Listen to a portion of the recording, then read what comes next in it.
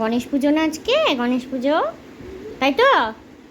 তাহলে এই যে যেমন ঠাকুরমার ঝুলিতে অনেক গল্প থাকে, রিজার এই সাদা ঝুলিটার মধ্যে কি আছে? কয়েকটা নতুন জামা আছে। এবার দেখা যাক রিজা কোন জামাটা পরবে। ধর তো। হ্যাঁ, সবগুলো জামা না কিন্তু, যে কোনো একটা জামা পরবো। সবগুলো তো দেখানো যাবে না। এই যে এই দুটো বের করছি, দেখি এই দুটোর মধ্যে কোনটা পরা যায়। দাঁড়াও, ওকে একটু দাঁড়াও। শোনো, আমাকে নিবি না, শুধু রিজাকে নিবি। ওকে একটু দাঁড়াও, শুধু আমাকে নেবে না।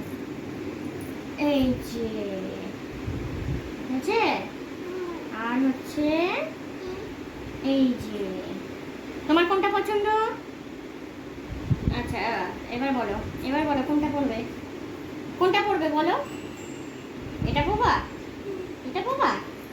আচ্ছা ঠিক আছে। এই দুটো ক্লিপ রয়েছে, অনেক ক্লিপই ছিল, তার মধ্যে হারিয়ে হারিয়ে শেষে এই দুটো বেঁচেছে। তো খুব লাকিলি দেখলাম এই দুটো কালার আবারও জামার সাথে একটু ম্যাচিং যাচ্ছে, মানে চলে যাবে আর কি। তো রিজা দাঁড়াও, এই দুটোর মধ্যে কোনটা ক্লিপ নেবে? ঠিক আছে, দাও, ওটাই লাগিয়ে দিচ্ছি, চলে দাও। আগে সোজা হয়ে দাঁড়াও, এখানে দাঁড়াও, এত দুষ্টুমি করলে হয় নাকি? এদিকে দেখো।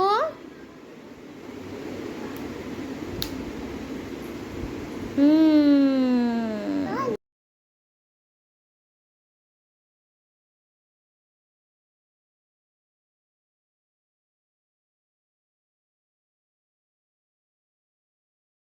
আমরা বেরিয়ে পড়েছি গণেশের সবথেকে বড় যে পুজোটা আমাদের এখানে হয় সেটা দেখতে।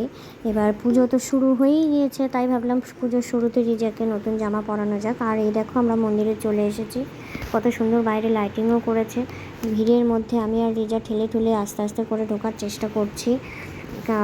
জানি ভেতরে প্রচণ্ড ভিড় হবে, কিন্তু তাও একটু ভাবলাম রিজাকে দেখিয়ে নিয়ে আসি। আর ভেতরটা দেখো কত সুন্দর করে সাজিয়েছে।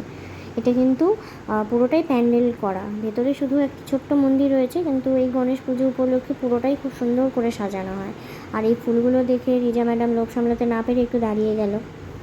কি করবে, অনেক বলার পর আটকালাম যে ফুল যাতে না তোলে। আর এই দেখো পুরো প্যান্ডেলটা এত সুন্দর করে